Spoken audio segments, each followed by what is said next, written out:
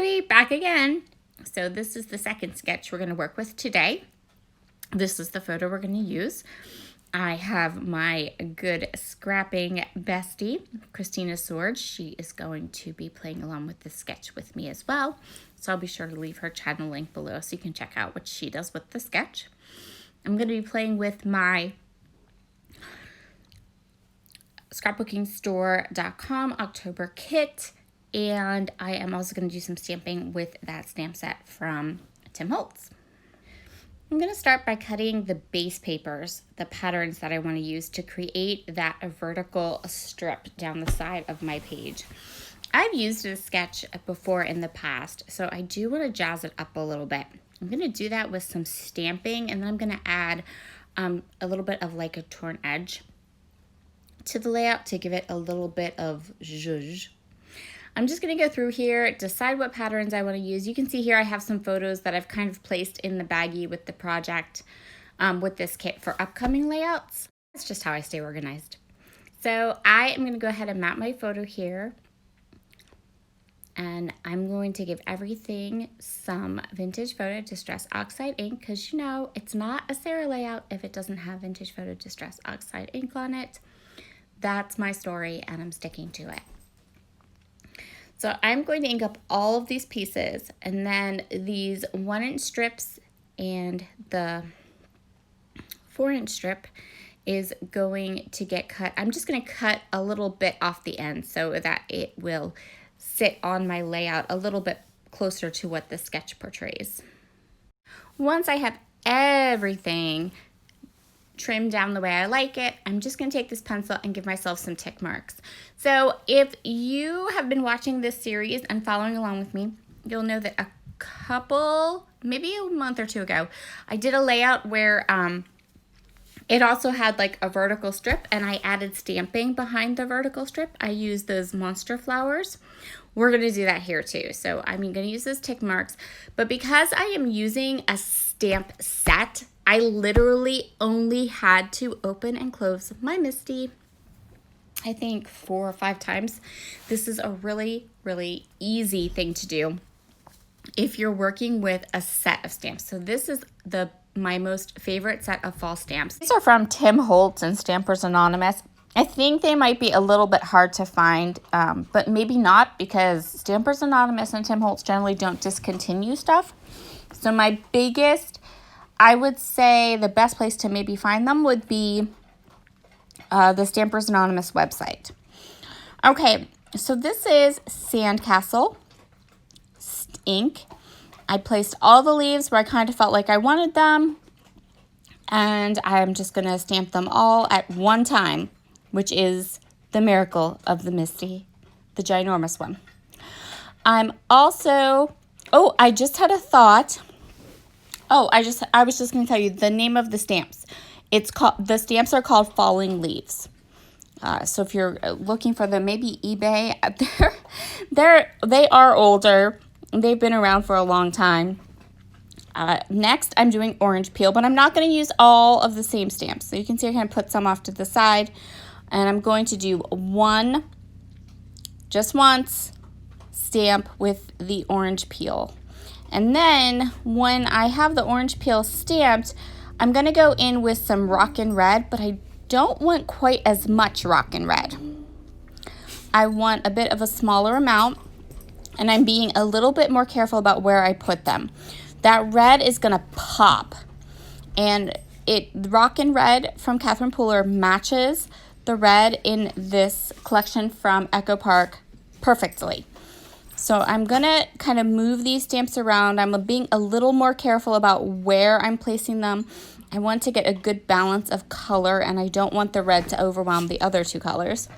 So I'm just going to go ahead, I'm going to pick them up off of the thing, and I'm going to place them kind of where I feel like we need more red. And then I'm going to go ahead and add my panel on top, and you can see how lovely those leaves look,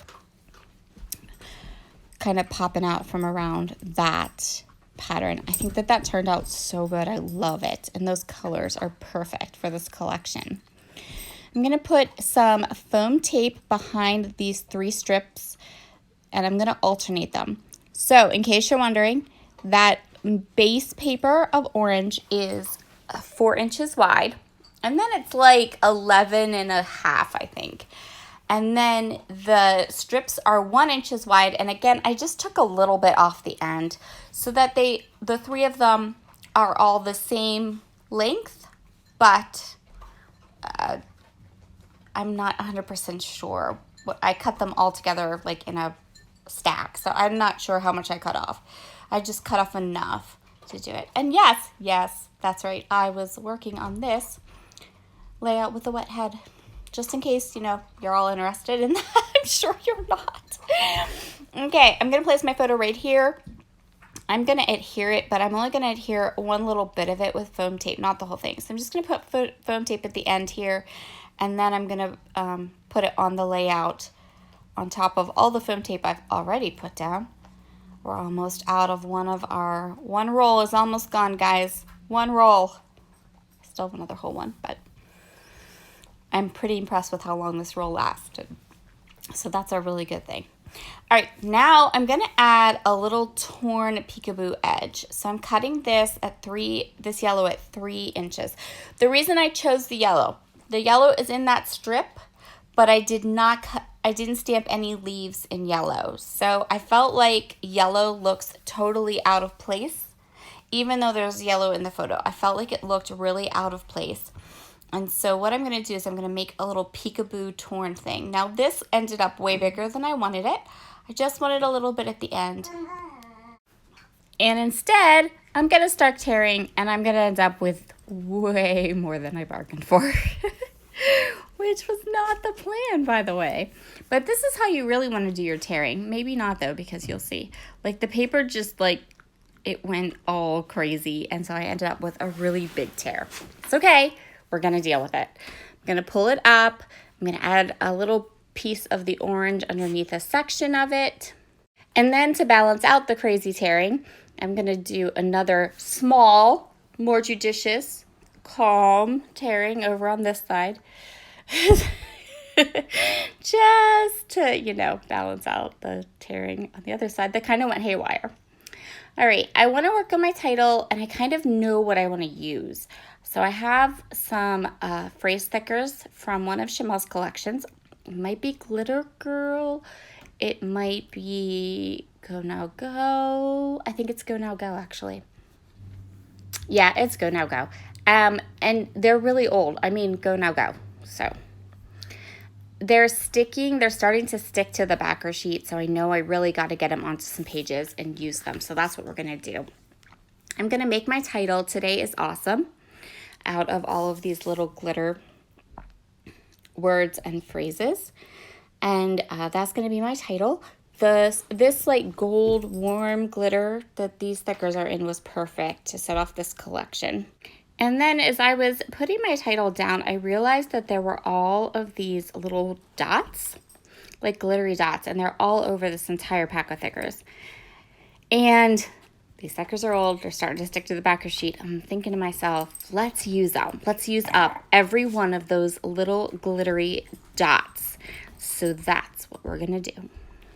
So I'm going to sprinkle them all around the little leaves that are poking out on this side of my page.